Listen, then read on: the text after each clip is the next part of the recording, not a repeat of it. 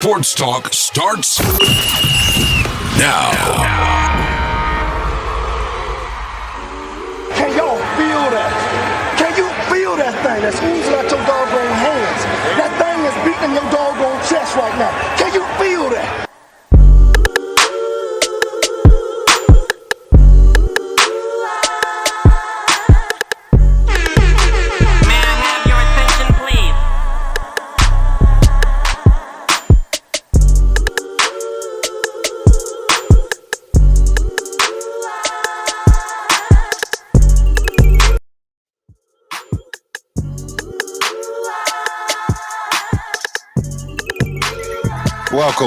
Welcome back, as always, to another episode of Carolina Sports Talk. It's your main man, Big Cliff. We appreciate you for tuning in on your favorite podcast app, on Facebook Live, on YouTube Live. Coming soon on Instagram. We coming soon. Man, welcome back. As always, I got to give a shout out to my main man and yours, DJ High Star, in the building. Patriot Patty Studios. We are here. High Star, what's good with it, bro? Chilling, man. You got to give a shout out to me. I got to give a shout out to Patriot Patty, yo. You know? One time for Patriot Patty. And fam et al. You know what I mean? So my dog, what's good, man? It's been a long time since we've been on video. In fact, August the 8th of 2023 was our last live show, but we got our fans out here rocking. We kind of, got to give the people what they want. So, indeed. What's good with you, man? What you been up to the last week, bro? And the last 2 months since we went live? No, come on. But no, this past weekend, I was out in Atlanta, DJ'd for a fight party out there. Mm-hmm. Okay. Shout out to my dog Cam. They threw a fight party. Had some adult dancers and stuff like that. But it was a good time. Yeah, it was a good time. On the way back, randomly thought to myself how unrealistic it is in like bad movies, Tubi style movies and soap operas when they're driving in a car and shaking the steering wheel so much. To try to stay awake or just no, like the acting. Okay. Yeah. And granted, people kind of get a pass back in the day because there was no power steering. Mm-hmm. You know what I mean? So there was actually a little bit more arm strength. It's stuff necessary. I think about on the road, yeah. So I was just on the road back thinking about that. Like nobody really is just shaking the steering wheel while they're driving. With the little scenage going through the thing and whatnot. But it seems like there are some NFL teams that feel like that with regards to their scenery with some of the moves that were made. I guess we see where we're going with these guys. It's just, just zoom straight on into it because this is Carolina Sports Talk. So let's jump straight into the NFL. As a matter of fact, as I mentioned, the NFL trade deadline has come and gone, as well as some good football from the week. So without further ado, let's go ahead and jump on some of those scores, pause, and then we'll talk about some of the trades as well. So week 8 in the NFL started off and saw, if I can get the scores, there we go.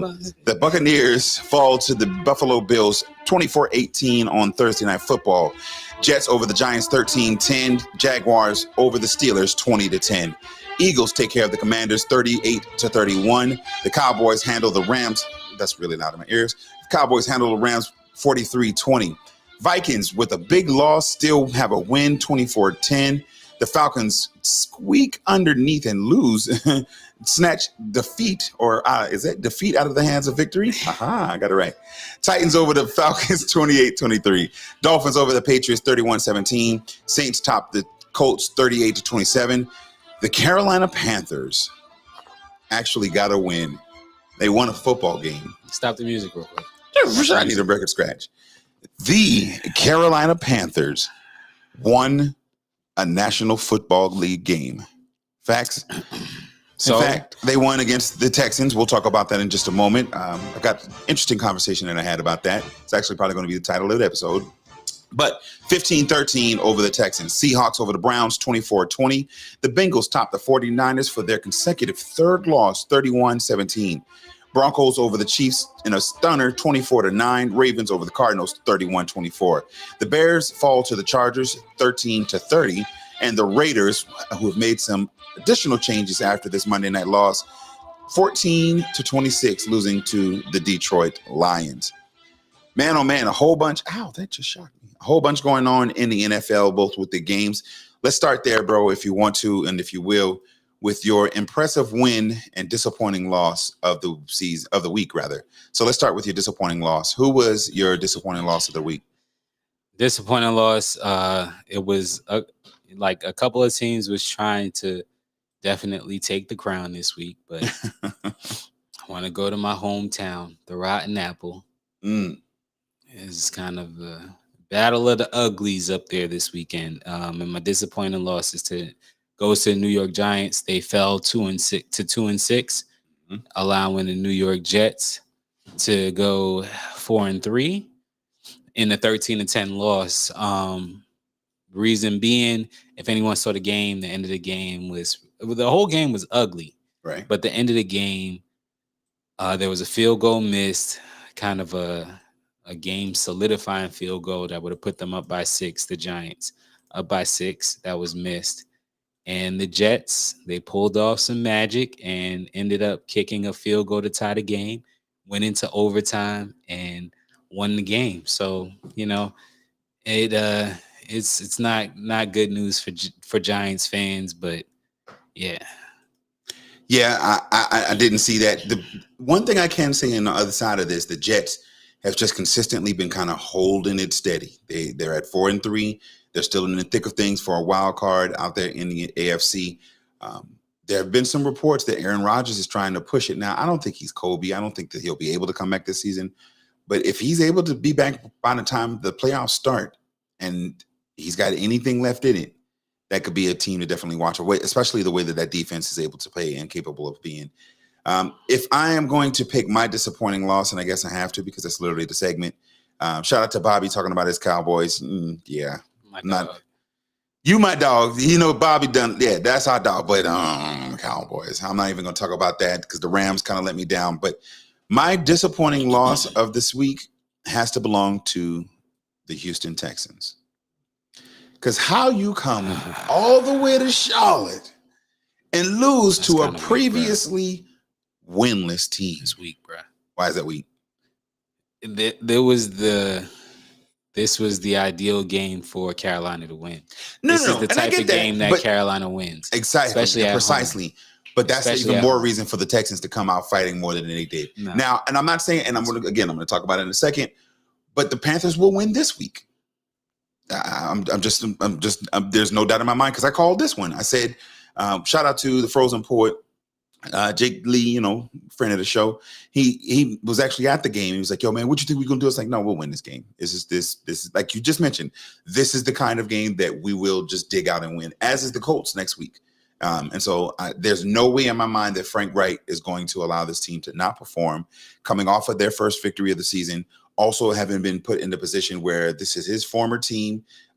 It's got a little more stink on it, not to mention another one of those top picks that Bryce is going to be continued to be compared to really for the rest of his career. So everything about it says that they're going to win next week too. But no, disappointing loss definitely goes to the Texans because Panthers is trash. I said it. All right. You got that? You got any honorable mentions for a disappointing loss? The 49ers.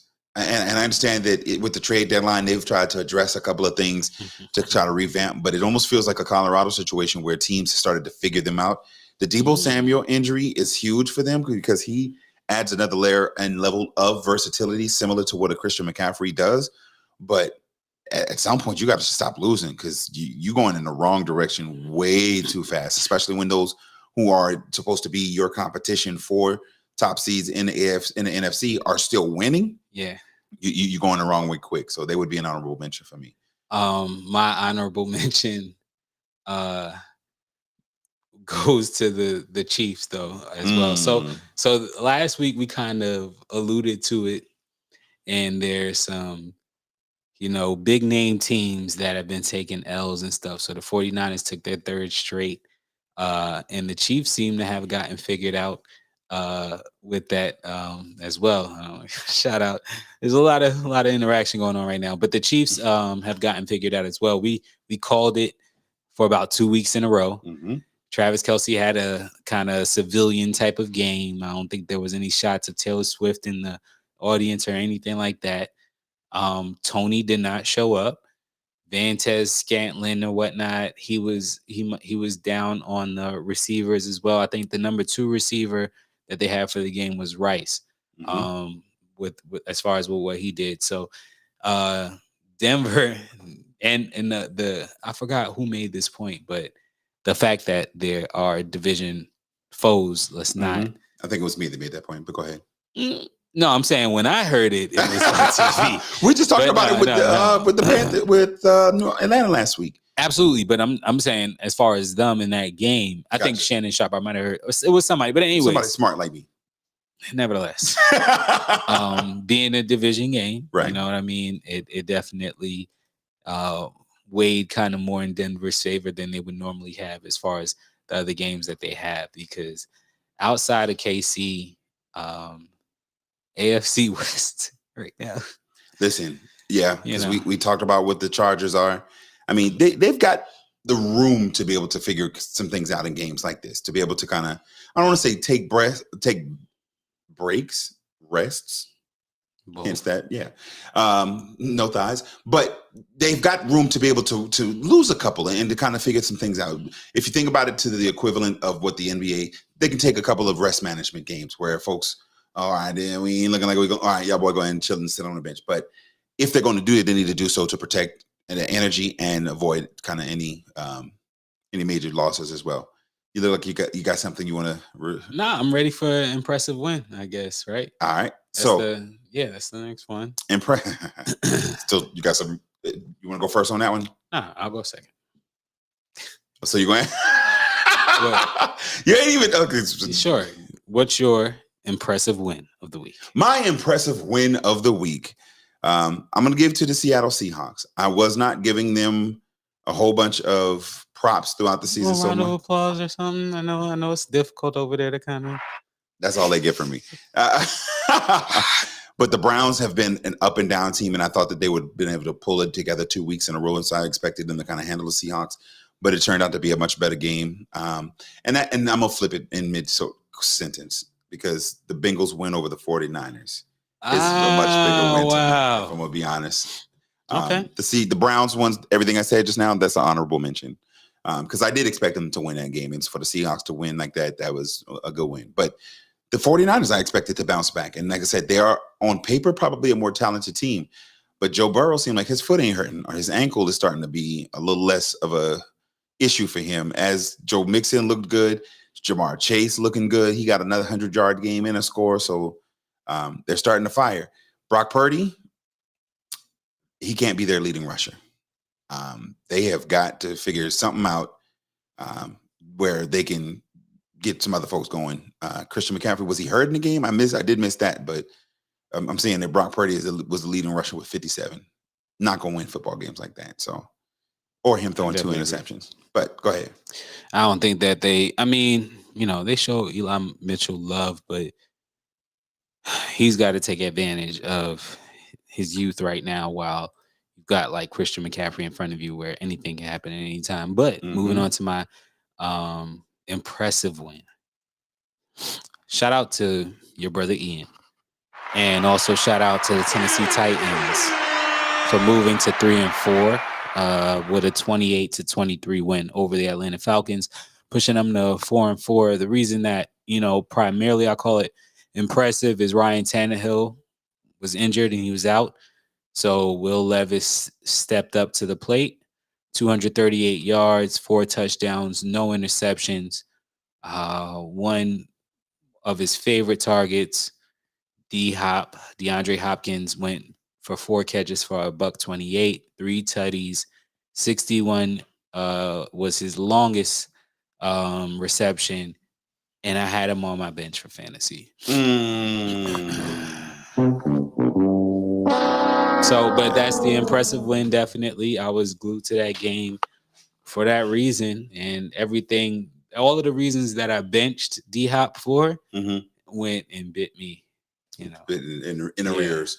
I do want to give one additional honorable mention. As previously mentioned, the Carolina Panthers got their first victory The reason that they're a third place honorable mention for me is because Carolina Panthers fans don't deserve for them to win. There is a level of inconsistency. I had a conversation with a nurse friend this week about PRN fans. PRN nurses are those who, or any job, I guess, are those who are as needed. And when things are good, they come in and get a little hours here and there, and then they go on by their business and they have other responsibilities. And I do want to give, first of all, acknowledgement to Deke. Y'all think the Panthers will keep Brian Burns and before this, after or beyond this season? Gonna come back to that, Commodore? No, we are not back. Even though we'll win 2 in a row, we're not back. And the fans, those fair weather PRN fans, don't need to come popping their heads out. The nurse friend I had a conversation with is a Steelers fan, but like, you don't want to call them fake fans. We've talked about how sometimes there's some ladies who are fake fans. We know that there are those who are authentic, genuine football fans like Patriot Patty. But all the teams have PRN fans. They got some part-time fans. And Carolina Panthers fans are the worst. When the team winning, here they come trying to pop out a little bit. I'm not going to be that fan. I'm going to be ambivalent. I'm not going to watch any more games the rest of the season unless they win like 10 games in a row. Then I might watch one. I'm not going to be a PRN fan for the Carolina Panthers. I'm not going to do it. I won't do it. What are your thoughts about that? Listen, whatever you do is what you do. But some popular to say, and you said PR fans. Exactly. Thank you, bro. That's not a fan. You said like kind of part-time fans, but I think the PR team is kind of working overtime for Carolina, because I've seen a couple things on my algorithms pop up with regards to, like, how people can manipulate stats to, and of course he meant that's not a fan, but how people can manipulate stats to just, so they had some like stats to make it look like, that our quarterback Bryce was trending in the right direction. However, Adam Thielen, though, I give him slack. Yeah, exactly. I give him slack, but numbers are numbers. You did the same kind of argument with DJ Moore a couple of years ago or a year or two ago. So Adam Thielen, he's trending in the right direction as well. I won't go all the way out the. All right. Yawn. The Carolina Panthers will win 4 games this year. Well, let me give a couple of honorable mentions real quick. Wanted to give an honorable mention. The Ravens kept their winning ways going as far as honorable mention for an impressive win. Also, I think we'll kind of talk a little bit about the Raiders and stuff like that. Mm-hmm. But the Lions and the way that they won against the Raiders, I also feel was an impressive win and a disappointing win. Gotta put that wild card out there every week. Philadelphia Eagles, man. Their defense is special teams. Yes, and I'm going to stay selfish, but their defense is special teams got me -3 points, and somehow they still won the game. I'm not a fan of their team. So them winning didn't mean anything to me. Shout out to Ash. And the fact that they gave me -3 points while I had Pittsburgh on my bench getting 8 points for their defense and special teams. An 11-point swing. So there you go. That's my wrap up for impressive win, disappointing loss, or whatnot. Listen, hold on, because now your man, exactly, now he producing us. But listen, that's why when we go live, we way ahead of you, brother. I'm on the. What did you see? You say, read the comment, because I'm Raiders. Because I wanted to kind of get to all of this gambling going on in Las Vegas and what they're doing as well. But Raiders fired their head coach and GM overnight. Indeed, they did. Let's talk about Las Vegas a little bit. The sad thing about that game Monday night and watching it, now, granted, I had Jahmyr Gibbs, you know what I'm saying? And I was playing against Devontae Adams. So I wasn't completely upset, but it was, as knowing the type of competitor that he is, it was kind of upsetting seeing like just how frustrated he was the whole evening, ending the night with one catch. It's just not, he knows that that's not his brand and stuff like that. So it was, that was sad. And then they did a lot of shuffling. But do you like the moves, and do you think that it will increase their overall win total for this season? Yeah, because I think they're in one of those situations where there's no way to go but up. Like, there's a lot of things I give you flack for and stuff like that, but listen, the Jimmy G thing, Mm-hmm. you called him, man. You know what I'm saying? You put him in a different environment. Listen, that San Francisco environment, Brock Purdy is in and flourishing. He just caught 3 L's. We're gonna see how he bounces back. But as soon as you move Jimmy G out of that comfortable space with the quarterback friendly coach and all of that stuff, and get him in the Las Vegas, it was hard for him to decipher stuff. So I definitely give you credit on that. Yeah, you got to shake some things up. So we know a couple of Raiders fans. I hope that Brandon gets on here in a little bit, but we know some Raiders fans as well. I do want to say this: numbers never lie, but situations can skew the numbers, and that's exactly what Jimmy Garoppolo was in San Francisco. So you just take your last opportunity to kind of kick him in the tush out the door. That's what you're doing right now. Yeah, you said that I was right, but this is why. This is why specifically. But no, I do think, like you mentioned, with Pierce being the interim, I can see them winning a couple more games, getting some of the young guys some burn, and similar to what Coach, what was his face? You see the disrespect. Coach Wilks. Thank you for knowing who I was talking about, though. But Coach Wilks in Carolina, they'll win some games, but he won't be the head coach next year. Shout out to Pierce, though. As we move forward, I did want to talk about the trades. Primarily, I just wanted to acknowledge the biggest one that kind of stood out to me naturally was Chase Young to the 49ers. I'm a fan of his ability, but much similar to Jadeveon Clowney, I don't know that he's been in the right situation yet. What are your thoughts about him being able to line up opposite of Bosa and kind of utilizing his talents a little bit more there in San Francisco? I mean, it is what it is as far as providing them with another body out there.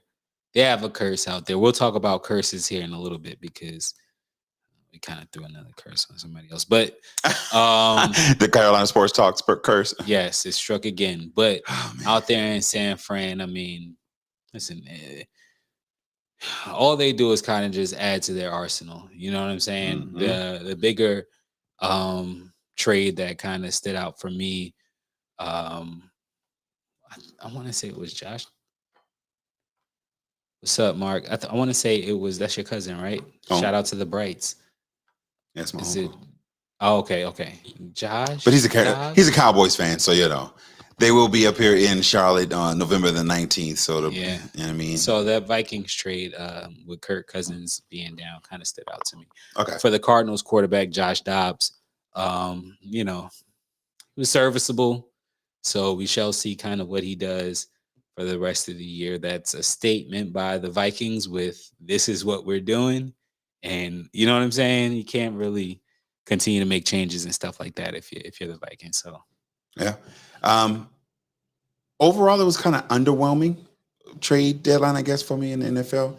Nothing like the NBA will allude to that. I know Devontae wanted to get up out of there. Listen, but they said since like the end of last week, he's going nowhere. Anticipate him moving. And oftentimes some of those are like to help folks kind of increase their offers, but that very much felt like he's the only thing we got, really. He's not going anywhere type of situation. So definitely understood. With the with that like stuff going on with Josh Dobbs, though, I alluded to it, and I'll just go ahead and say it though.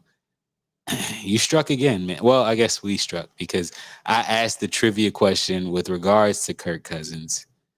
And he was doing good. Well, matter of fact. Yeah, please, bro. My boy, out of here. Yeah. Listen, we did this. Patriot Patty and I did the same thing with fantasy, talking about a plan. I was like, yo, how crazy would it be if so-and-so went out and then Bing Bong slid on through? So I was like, we need to be careful around here at Patriot Patio Studios with who we kind of talk about. Yeah, absolutely. Agreed.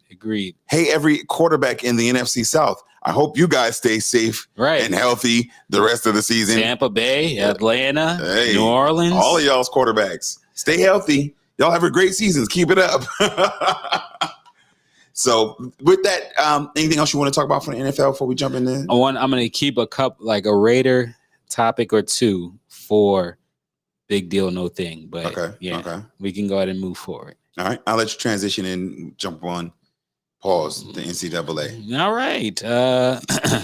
Well, I'll start off. I don't know. I know that you don't have too much hip hop playing, but this is what I'll start off with.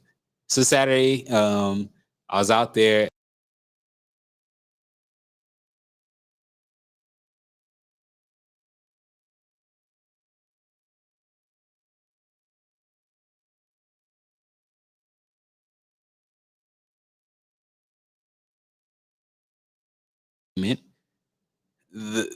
The Colorado Buffs were on, and what did I have on? I had on a pair of Coach Prime shades. I got on Facebook or IG, and then I got on our Marco Polo with the bruhs, and all I was saying was, "I'm about to get comfortable. All right? I'm about to get comfortable. I'm about to get comfortable." I kept saying that the whole night, and I'm about to get comfortable. All right? I'm about to get comfortable, and I didn't get comfortable. You got uncomfortable. Because Colorado dropped a game to UCLA. So I was starting all of that by saying you probably don't have my theme music. But the bigger thing about that is LA is LA. So even if you had, that's what I'm saying, don't go for no theme music. Right now, exactly. Or YG has a song or two about what they call flocking in LA. Now, let me explain to the audience what flocking Go ahead, is. get it. The UCLA's defense is pretty decent. Well, I'm gonna tell you about the Los Angeles thugs out there as well. So out there, they scout houses and things like that, and they go on flocking trips. I like that. I like the production. Little TT. But they go on trips to break into houses and whatever. And they're known for that. All the celebrities that go out to LA know about that stuff. And the latest victim is the Colorado Buffaloes. Because whoever from the hood made that call and dropped the low. And while the game was going on, some LA dudes went inside that locker room and they snatched up all of them boys' belongings as far as the ice and all of that jewelry stuff. And for those who may have missed it, and to translate that, the Colorado Buffalo players were robbed while playing their football game against the University of California at LA. Reports say that upwards of 27,000, I think. I don't know the amount, but I just know they didn't check in. So gotta pay the toll. I guess you gotta check in. I'm sorry. Listen, it'd be like that. Yeah, exactly. I mean, but shout out to them. Meanwhile, they went for a football game and a robbing took place. But apparently they got robbed on the field too, as the UCLA defense. Come on now. Just was taking their disrespect. You know what I mean? Despite a pretty decent performance by like that. Listen, final score 28-16. But at the end of the day, UCLA is the number 20 team in the country. Colorado is a team that we knew would be building. I'm sick of people trying to relate the hype and even the energy. Oh, but they started off 3-0. They played terrible teams. There was no tape on who they were at that point. And then because of the hype, everyone is swinging with their best shot, and they are prepared. They're doing the research. They're doing the time studying the film, and they have the players to be able to compete with them. What Colorado does not yet have is an identity and or depth necessary to play at a high level on college football. It is what it is. This is the team that most of us who know college football expected from the beginning of the season. But those who were uncertain and unsure, I'm almost done, they were the ones who were believing that, Colorado would be a little bit more. Now, again, yours truly was a victim for like half of a second with regards to if they go undefeated with this team, can they? And if they could, then they deserve to be in a national championship. But I also said realistically wouldn't happen. Yield the floor to you, DJ Highstar. Thank you. Now, with that being said, all great points. The thing is, some people are realistic along with taking on Colorado's success and appreciating it as well. With what they were last year to compare to how they started, the momentum and all of the shifts, paradigm shifts and changes that have happened out there, that's a win for a lot of people, that are following the story. Now, in addition to that, you compare Deion's first year with Jackson State to his first year with Colorado, and then the success following, then you have things to be hopeful for as well. You understand Philly didn't use the term very well, but you understand to trust the process. Yes, caveat question, no. I think it can work. I honestly believe it will work. My hesitation and my worry, though, is that the NCAA may, through legislation, prohibit and cut him off at the knees with what his skill set is and what he has the potential to be able to be. I mentioned earlier that there are those within college football. You look at what Clemson is this year. Rather than embrace what the transfer portal is for football and what it means for the changes and the essential free agency of college football, Clemson would rather lose and fall out of all national contingency and or attention. They're trash this year. But that will change, and I think they're going to change the legislation to avoid it being a situation where a Deion and those like-minded would be able to manipulate the system to be able to get the players that they need and instantly change schools to become powerhouses. The good old boy system will prevail, and those who are interested are going to keep that in place. We had a conversation, I forget who it was, when we were talking about, I want to say it was you and somebody, but I forget who it was. We were talking about the Panthers and it was some of the Bros, and what the city of Rock Hill did with regards to the facility and how those who were in power tried to pull a fast one to be able to maintain a certain level of power, knowing that with change, there comes a shift in power, and it's a lot harder to hold on to any perceived power and or any status and stature that you have. And quite honestly, it feels like a lot of instances that's why the Carolina Panthers had to pull out of that deal, because those in power in the city of Rock Hill knew that if that came, it would swing the center of Charlotte further down south, and Rock Hill would essentially grow exponentially. And as a result, they would have less power and less ability to hold on to that. I see the same being true in college football with your Alabamas, with your Clemsons, with your Texases, where those who are traditionally in power and used to being that are going to do everything that they can to hold on to that and to be able to maintain that status, both as football teams, basketball teams, and as institutions overall, because that power ultimately and almost always comes back to money. And so to be able to have that responsibility, I don't see them being able to let a Colorado or even above and beyond that, a Deion Sanders rob them of that power. So I fully expect there to be some legislation change that allows there to be some shifts towards him being able to do less of what he does and them to be more relevant moving forward. Agreed. I think that his style, both as a player and as it's been as a coach, is to welcome all the smoke, if you will, for lack of a better term. So that's another reason why I feel like, his brash style of putting the spotlight on our program and putting the spotlight on us, and those that's gonna rise to the occasion will, and then, others will just kind of fall off. That's gonna continue, and those are the type of players he's going to be looking for. He's said dogs, and we kind of know what that's indicative of. So yeah, again, you know who I'm rooting for always. But shout out to Coach Prime. There were some other fire games going on though. Shout out to the Georgia-Florida game. That's another game.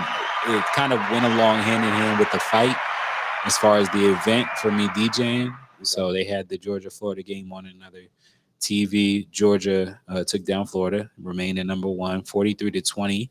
But also it was upset out there. Kansas defeated Oklahoma, number 6 Oklahoma, 38-33.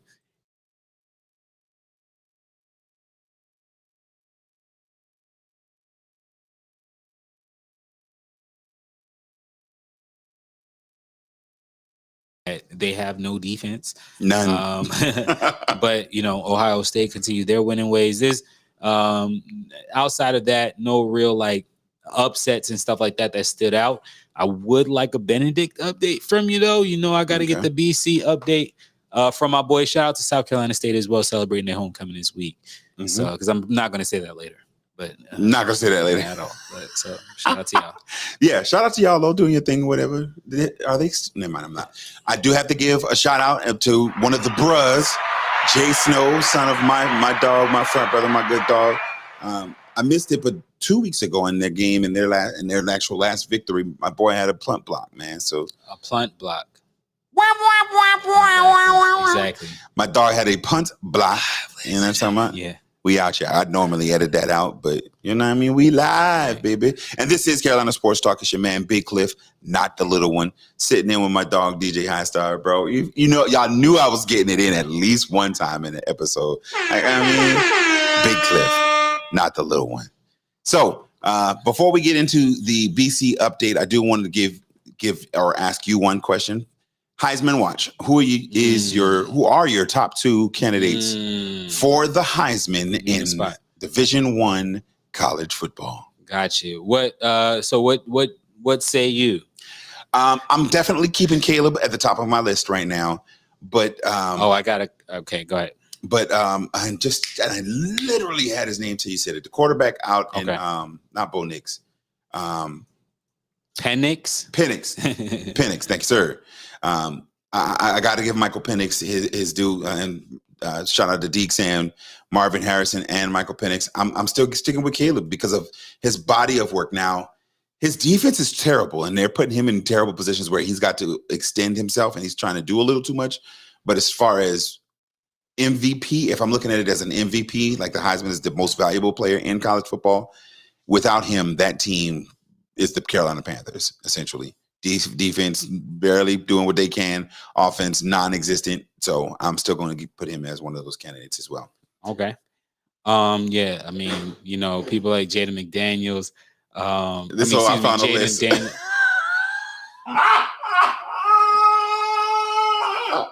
But you ain't got the you ain't got the answers. How, Sway? That's not even the right one. Exactly. So all right, I'll put it down then. I'll put it down. Got the answers. I was gonna. All right. You ain't got the answers. You ain't got the answers, Sway.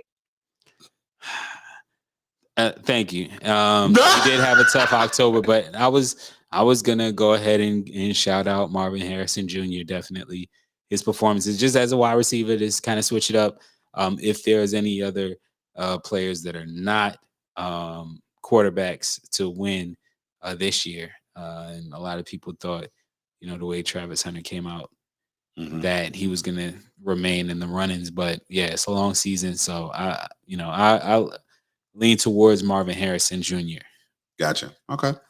So stepping back into the flow of football, the Benedict Tigers, now ranked the number 6 team in the country by the AFCA, took care of the Savannah State Tigers in a score of 38-17 to increase their record to 9-0 and entering into a big matchup this weekend against Allen University, who has this year had a relatively good season. I'm not sure of the record, and I can actually double check that just to be able to see. But it's a rivalry game, so I fully expect it to be a beatdown, not a beatdown, but a fight. It's gonna be a tough match. Yeah, it's gonna be a brawl. That was the word I was looking at. It's in Columbia with both teams, so they both gonna feel like it's they're walking games. Across the street. Yep. Yeah. And Allen University is 7-2 right now, and they boast a 2-1 record because their record is way wetter than what I wanted it was. Their record is much better than what I think many at the beginning of the season thought it was. 5-2 overall in the conference, and they're still competing. They're still fighting, trying to, stay relevant for postseason play. So I don't think that it will be a dragging, but I don't see them scoring more than 14 points, simply because Benedict is known to really step up and kind of bowl themselves when it comes to the big games. That's why last week was a little bit surprising to me, because they knew Savannah State was going to try to give them a punch, especially because after what the Tigers did to them last season in homecoming, with blanking them on the scoreboard. And so to have let them score 17 points, I feel like they're going to take it out on Allen this week. And barring anything like similar to what we saw against Kentucky State, where they were able to score once on a trick, not a trick play, but on a fluke assignment, somebody missed it and they scored, and then didn't score the rest of the time until a punt block a little bit later in the game. Those are the only type of situations where I see Allen even really kind of being competitive in this instance. So I look forward to another undefeated season by the Tigers, and shout out to the process. See, that's why things got to be on the right. Exactly, not on the because we're right. live. Now, and also shout out to all of the tailgating that's going to be going on out there as well. Oh, because listen, Homecoming Part 2. I've already seen it. Had a chance this week while I was on the road back in the recruiting trails. I had a chance to talk with some of the Benedict College alum, and they're coming out in full force, as are the Allen alum. There's a young man that graduated from Benedict College, currently recruits as an admissions counselor for Allen. He says he's Benedict made, but Allen paid. And this week he plans to have on a gold shirt with purple sleeve and a blue sleeve. No disrespect to you, homie, but yeah. Go ahead. Was it the delivery? I hope you're not watching right now. Yeah, no disrespect to you, bro. It's shout out to your current job, but come on. But the man can't be Benedict made and Allen paid. You know what I mean? Shout out to too that much man. Columbia in that phrase. Shout out to everybody from the Met. Metro. Shout out. So we out here, man. So that's going to wrap it up, though, for the college football, not the NCAA. All right, let me take over, man. Let's go into NBA then, man, because y'all know hoops done started. You know what I'm saying? The season started up. I'm going to go ahead and give y'all some of the scores from Halloween night, Tuesday, October the 31st. First, the New York Knickerbockers. My Knicks took down the Cavaliers of Cleveland, 109-91. The Los Angeles Clippers took down the Orlando Magic, 118-102. And quite arguably the game of the night, the San Antonio Spurs, they came back and defeated the Phoenix Suns 115-114. Those were the three games from yesterday evening. I also wanted to just highlight the undefeated teams and the winless teams. So the undefeated teams that we currently got in the Eastern Conference are just Boston. The Boston Celtics holding strong at 3-0. In the Western Conference, got the Denver Nuggets at 4-0 and the Dallas Mavericks at 3-0. And the winless teams stand with Houston. The Houston Rockets are at 0-3 right now. The Memphis Grizzlies still trying to find their first win at 0-4. So in the Eastern Conference, they don't have any winless teams. So yeah, just to give a quick update, we do have a slate of games that are going on live since we are here on Carolina Sports Talk Live. The Raptors are currently up on the Bucks 81-62 in the third quarter with 5 minutes and 11 seconds left in that. Pistons over the Trailblazers at the end of 3, 84-83. Celtics on top of the Pacers at halftime, score 75-54. Hawks over the Wizards 59-51, and this is also at the half. The Heat and the Nets coming in a close one at halftime, 56-45, 56-46. Heat up on top. The Knicks over the Cavaliers, 50-49 at the half. That's the second verse to this. Who knew that? The Pelicans are down to the Thunder, 50-43 after the second quarter. With 6 minutes and 55 seconds left, the Hornets are falling, surprisingly, to the Rockets, 35-50. And then we've got another slate of games that are starting at 9 and at 10, the Jazz and the Grizzlies, the Battle of LA with the Clippers and the Lakers, and the Warriors and the Kings also beginning at 10 p.m. Fades out. Yeah. Okay. I work at a radio station. What you want me to do? All right. So we'll start off again, opening week. It's a lot, man. It's a lot of games going on this evening. Again, yesterday, Halloween, it was only 3 games going on. Right now, I just want to skip. If you look on the outline to California Love, there was. I'll give credit that I did see this clip online and on TV with people discussing, quote unquote, what's the best team in California currently. But I wanted to switch that up and remix it a little bit and ask you, because you and I both have teams in Cali. We're not going to stay long on that, but I wanted you to rank the California teams currently healthy as you see constructed. Oh, that's a remix. I like that one. Los Angeles Lakers. Next question. The ranking of all 4, bro. What? That's the question. All right, so I'll go. That's fine. I'll go ahead and honestly right now, healthy squads. Now, are we talking about potential? Number 4. You'll see with my countdown since you want to play and be childish. Number 4. No, it's fine. We're live. Go ahead. Number 4 in California right now. Number 4, the Los Angeles Lakers. Number 3, is the Los Angeles Clippers. Number 2, the Golden State Warriors. And number 1 team in California right now is the Sacramento Kings. If we're looking at just talent, That's my list. if we're looking at exclusively talent, He got a list already and stuff, y'all. yes, because I understood your question. I genuinely didn't the first time. Now he got it. And so I'm getting to rip yours apart. Because if we're talking talent, not potential, but simply talent, because that was a mock list I gave y'all. Yes, it was, y'all. It was a mock list. No, because your question said talent. And if we're if we're talking about talented, not playing, not execution, the Los Angeles Lakers are the most talented. Constructed. That's what I said. I didn't say talent. I said constructed. The Los Angeles Lakers have the best roster constructed currently in the state of California. And that's followed by the Los Angeles Clippers, because talent-wise, there are the next. Keep it moving with your list. Now, if we're talking about who's playing the best basketball, then I would say Sacramento is by far playing the best basketball. No, but give your list, though. But first is the Los Angeles Lakers, followed by then the Los Angeles Clippers, then the your team, the Golden State Warriors. I'm not helping you on and that. then the Sacramento Kings fourth. He said he understood it. You said I understand what you're saying, and then went to not even giving a list after that. No. I didn't understand. Still so hold your hand. If I said that, I'm good. My hands don't need to be held because your list was trash. Go ahead, as you were. So, yeah, shout out to the California love. You know what I mean? And everything like that. But I think that'll be something to watch throughout the season and throughout the year, depending on injuries. And I like that. And what these teams so kind of like a California power rankings. Because to be frank, there's not health considered, there's not too many weak links in these California teams. Right. So let me ask you this. Health withstanding. Now he's thinking. Health withstanding, do you see all four teams making the playoffs? Yes. Okay. If all teams stay healthy, I don't see Tyronn Lue is too good of a coach where I don't see him working or making something work out there if everybody stays healthy and buys in to what he's trying to do. And then the other 3 programs, we saying health. The only team, and this is not even me hating, honestly, this is not me hating, so y'all know where I'm going with this, but the only team, if there was any team, I don't know, it rhymes with Fakers. The Los Angeles Bakers.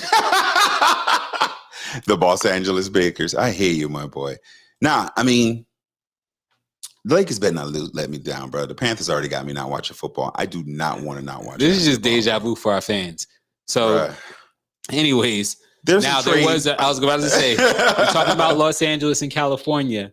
There's a prominent player that ended up going from Philadelphia and packed his bags up and went out there to the Golden State. Your man James Harden is maybe the 4th team in the last 3 years. 3 seasons, yes, sir. That he's been on. So trip from Houston to Brooklyn to Philly, and now Philly to LA, his hometown and where he's from or whatnot.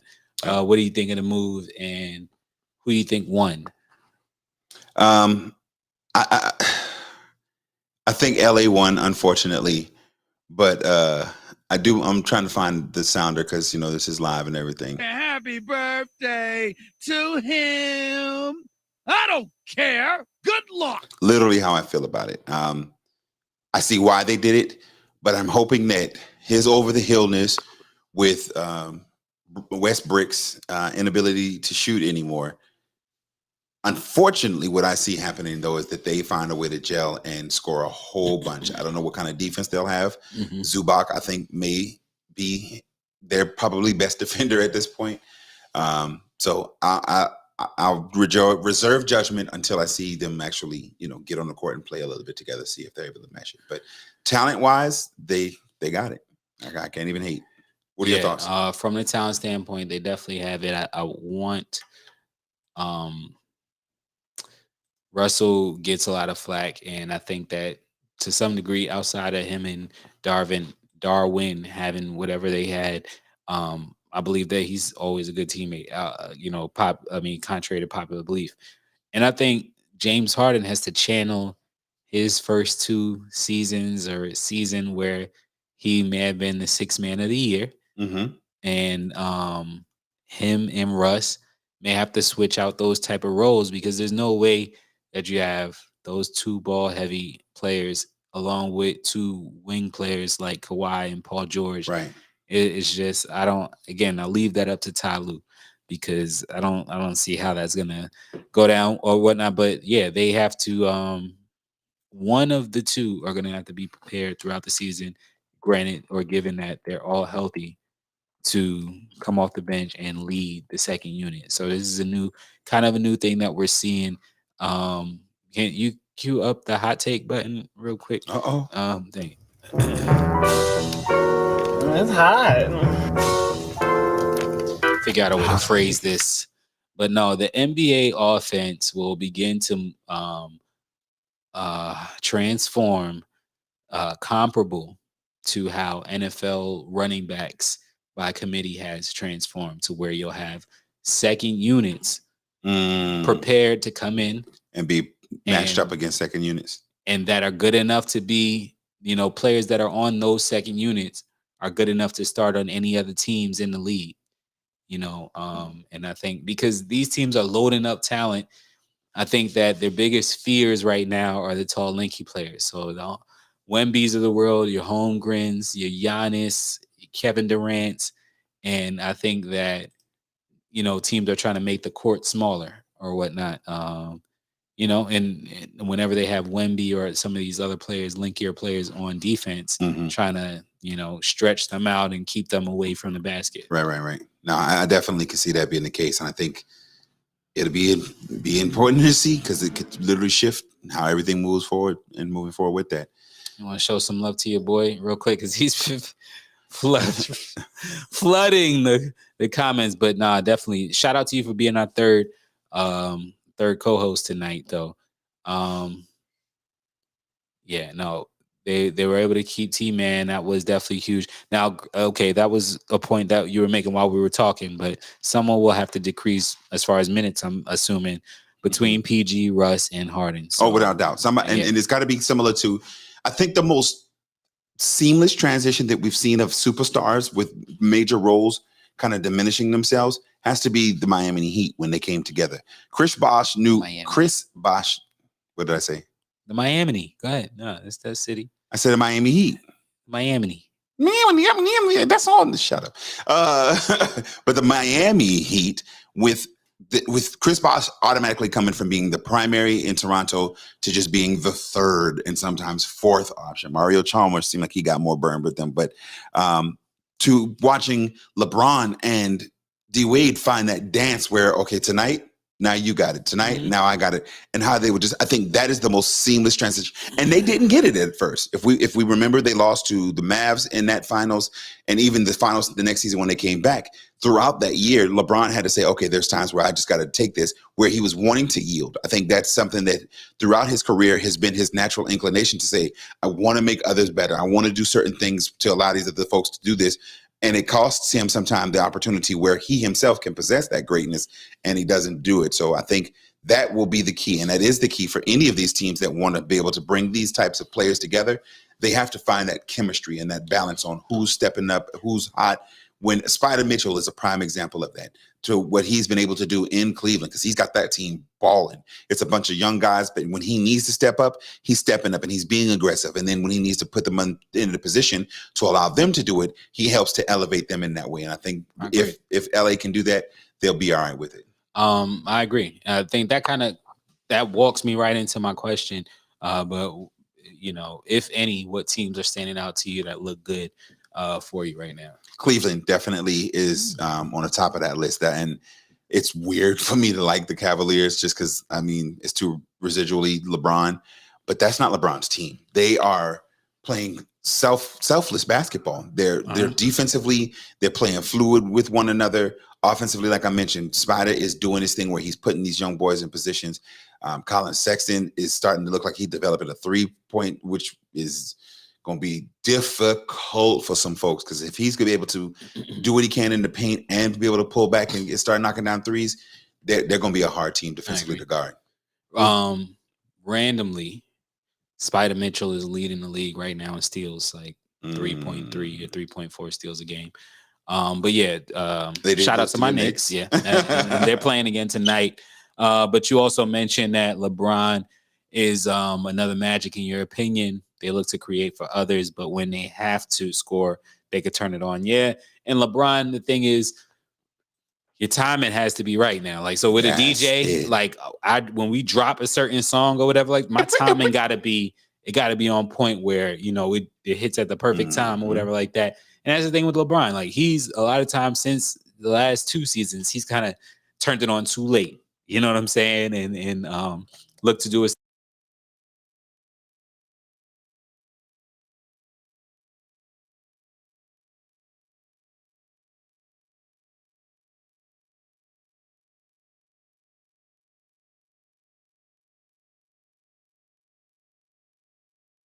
getting Chris Stapps and Drew Holiday has been a game changer for them. So they look good. Milwaukee looks good. Mhm. Dallas looks good, but Milwaukee definitely looks good. They look comfortable. Dallas looks like they kind of got into a groove of things, but there's still something missing from a majority of Dallas to like show me like they want to go the distance to bring home the chip Right. or whatnot. I don't know what Minnesota has been thinking. They probably, if we're talking about the most impressive, they're probably the most like disappointing. Um, in a league where, like you said, everybody's trying to stretch the floor and change the game a little bit, be smaller, be more fluid. They just it's like, yo, we're going all in on being big balls, and so they've got their front court is just way too crowded, and so I would not be surprised that if by Christmas either Karl Anthony Towns or Rudy Gobert are gone. More than likely, Karl Anthony Towns would be the Yeah. more attractive So I was gonna piece. say Rudy Gobert, he's His right money, now got around 15 rebounds a game, or whatnot. So thus far, I mean, it's of course early in the season, but right? that's where he's at with rebounds. So you see, in Cat probably being. I mean, I just see your point. Definitely, I thought about that when they first acquired him. Mhm. So when they first acquired Rudy Gobert, I kind of consider that, but yeah, they are who we thought they were. Like, yeah, basically too big to be relevant. there's a reason that Jimmy wanted to get up out of there. This is a fact. This is a fact. No, definitely during the season, I believe so too. So, with that being said, let's go ahead and jump into a little bit of Big Deal, No Thing. Y'all know the segment that Yes, I'm waiting sir. on the post to come up. That's a big deal. I'll Nah, kinda- that ain't no thing. I'll kind of lead it tonight. Okay, if you I've will. actually got 3 football heavy ones to throw in Okay. there. So, No. if So you- I prefer. if you Yeah, want it. go ahead, man. Okay, Go ahead. or not. Okay. This guy. I will, but in honor of that, I will. First up, we've got Tyson Fury wins his match in Saudi Arabia. Big deal or no thing? No thing. Nah, that ain't no thing. I'll say. That's a big deal. Why you say no Alright, thing? look I say it's a big deal. This guy. I say it's a big deal because it was a fight that he got knocked down. I think with showing he's got some resiliency that he can kind of take a little bit of, you know what I mean, and then come back and still, you know what I mean, get a dub. I think it's a big deal. So that's why I said, you know what I mean, big deal. Yeah. I say it's no thing, but honestly, it could go either way for me. But Okay. shout out to the gentleman that he fought, Francis or Frank. I think it's Ngannou or something like that. But they had a big fight set up for him, and this was supposed to be just light work, and it didn't end up being light work for him. So I say it's no thing, and again, it could go either way for me, but I say it's no thing because it's BAU, business as usual with boxing. Like See what you the did. politics took over. Fury ended up getting the decision, and it just shows you how corrupt boxing is, why it's gonna kind of stay where it's at. That guy, Ngannou, he trained with Tyson, of course, but fought with integrity Mhm. the whole night, and he really fought his butt off. So, it just par for the course and business as usual when it comes to the corrupt world of boxing. Okay. So these next 3 ones we'll zip through because it really just headlines and give a big deal, no thing. So The new Las Vegas interim coach, Antonio Pierce, we talked about a little bit earlier, says he was born a Raider. Big deal or no thing? No thing. Nah, that ain't no thing. I agree. Nah, that ain't no Why thing. you say? About half of the country was born Raiders, whether they know it or not, until they knew what their favorite team I'm not gonna was. let you get the chance. I'm saying, I say it ain't no thing because if I'm not mistaken, I see him more in the Steelers uniform in my mind than anything else, but I might be tripping. But exactly. no That's thing. the exact reason. Because even if you say that, I'll look at you like, all right. All right, sure, okay. Yeah, no, he was nice with the Steelers, and so that's you being born a Raider means nothing. Everybody thinks you're a Steeler, but anyway. Next up, Packers GM Brian Gutekunst says that the final 10 games of the season are, quote, very important for quarterback Jordan Love. Big deal? No thing. No thing. Nah, that ain't no thing. I'm gonna go the other way. That's a big deal. Why you say? I could care less about Green Bay. Nah, what I said was I could care less about Green Bay and what's going on out there, in case anybody felt like I was mumbling. But yeah, no, we know what kind of experiments going on out there. You're gonna say anything in the press to kind of get to the next week and get through. So I hate to give the two no things in a row, but I said big deal because I think I buy it this time. The next 10 weeks are going to decide if he is their quarterback for the future. They have invested very clearly a high pick with him. They know that they were willing to let Aaron Rodgers go because they felt like, one, it was time, two, that they had something. He has been up and down throughout the season. I mentioned it and I've talked about it. And I am really interested to see if he is the heir apparent that most think he is. I think he has the ability. I don't know if the expectations are too high for him, though. And so I say it's a big deal. And he's got 10 weeks to really earn himself a job or be somebody's backup for the rest of his career. Lastly, the Carolina Panthers win their first game under Thomas Brown as OC calling the plays. Big deal, no thing. big deal. That's a big deal.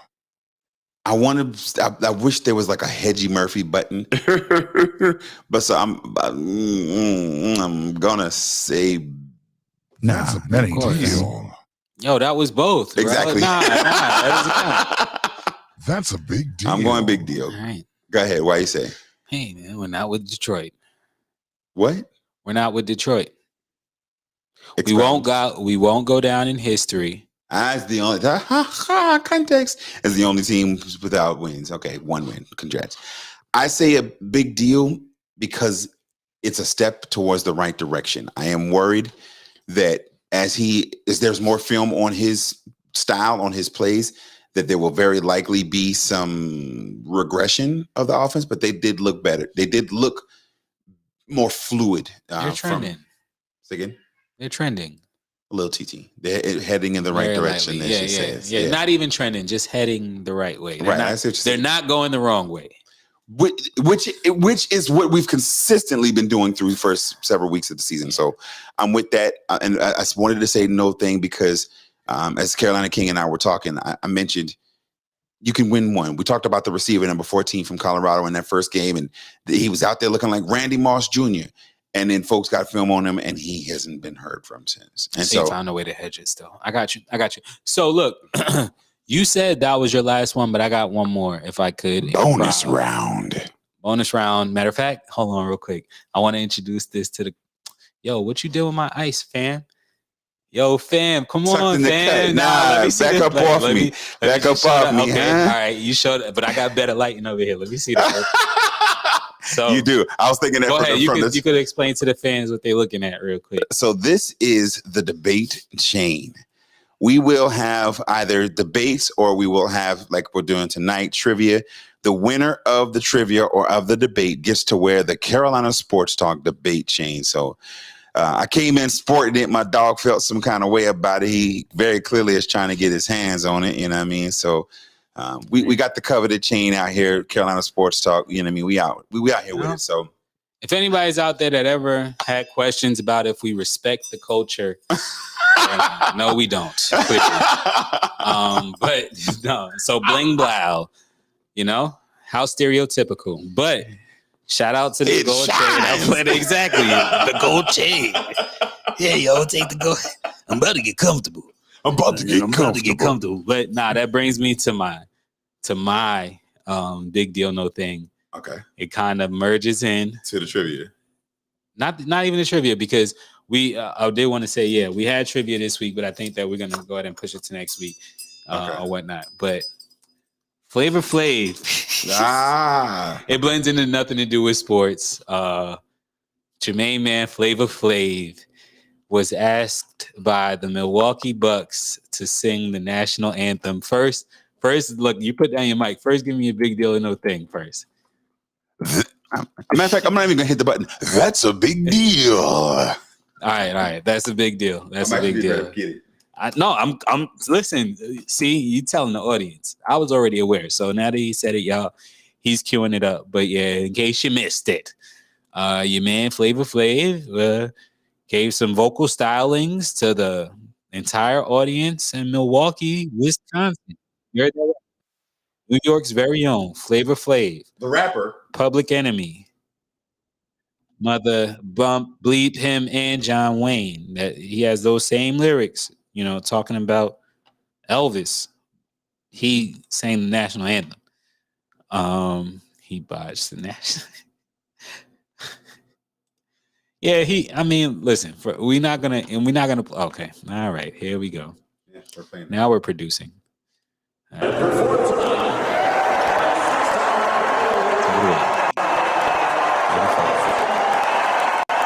We need this on the phone.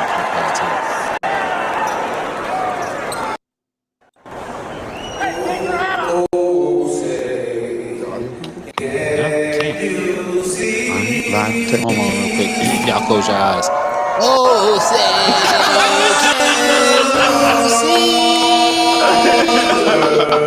keep your eyes closed. Yeah, boy.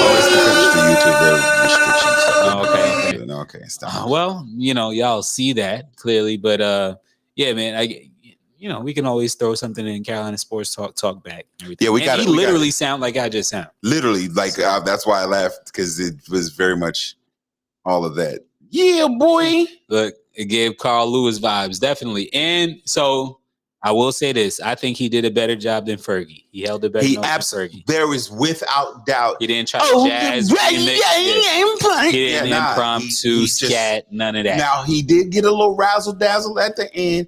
He's black. Of the brave. He's black. The brave. Like yeah, he's black. And he's a rapper, he's a rapper, ladies and gentlemen. That's the equivalent of when your boy Eddie Murphy, 2 times in one show, dropped his album and was singing, or even him as the Jimmy Early on Dreamgirls. It's like that's not their thing. So when they have a little bit, you know what I mean? That was Milwaukee's way of celebrating the 50th anniversary of hip hop. There's no way possible. That's what that was. Yowza. Yeah, but either way, if you've not yet checked it out on social media that I'm back on, shout out to, all of my social media, we back out here. It definitely was something that was memorable, let's say, to say the least. Speaking of memorable, there was a memorable loss. Yeah. It's breaking news, right? Yes, sir. Go for it. Well, no. You pointing to me. I was just trying to point to you. No. So the legend, college basketball specifically, has lost a legend in the passing of one Mr. Bob Knight. Many will remember him as the longtime legendary Indiana coach. He had some troubles along the way. He was a part of an era. Oh God, what was that? He was a part of an era of basketball that, as it transitioned, he was one of the residual figures. And so things that could be done in the 90s that became a lot less permissible in the 2000s. But nonetheless, legendary were coach. Things that built up some of the superstars that we saw through the 90s exactly, and the style of game for the Bad Boy Pistons and so much others. But legendary coach, tremendous man, great analyst, lost. So I know you want to stay classy, that's fine. But if those that don't know still who he's talking about, the guy that threw chairs on the court and all of that stuff. Okay, when you see the highlights, let's talk about it. Bob, but yeah. Old man also really. Yeah, definitely. He coached Isaiah Thomas, a lot of course, notable other players and stuff like that. And then won 3 championships out there. But yeah, shout out and condolences to his family and all the the young men that he, helped to raise and stuff like that through his programs. Well, that's going to do it for another episode this week, dog. Anything you wanted to holler at the people before we get out? Yeah, a little bit, man. Happy homecoming again, South Carolina State. You get him. G-Ho, I'll be out there. Yo, relax, man. So you get it. You said it once. I'm just saying. I'll be out in Greensboro this weekend. So, yeah, man. G-Ho. Spot me, holler at me. I'll keep some swag on me, too. For those who said it, G-Ho, the greatest homecoming on earth.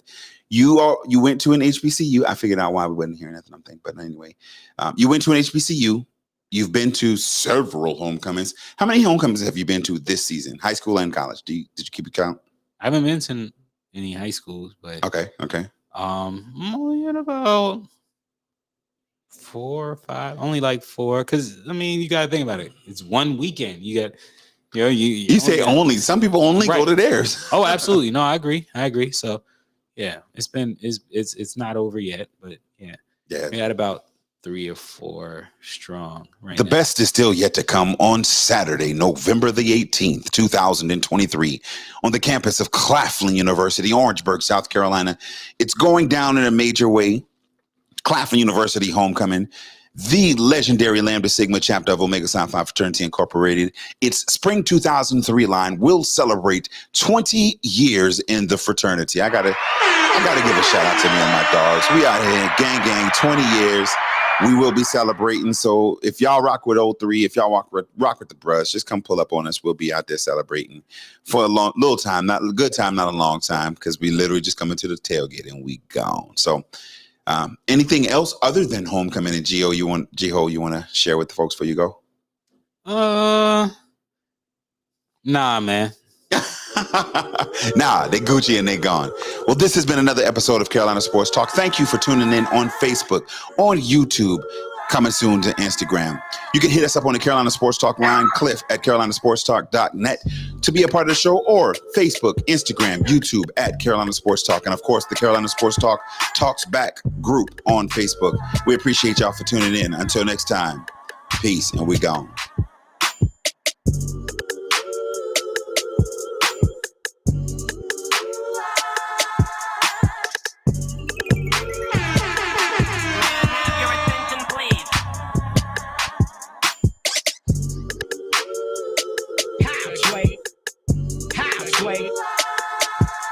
What?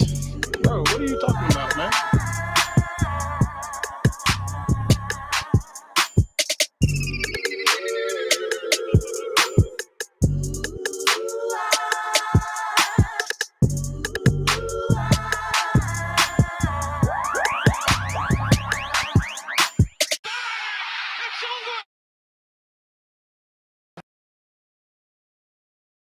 Broke my back. What do you mean by that? My back is broken. What, a vertebrae or what portion? Spinal.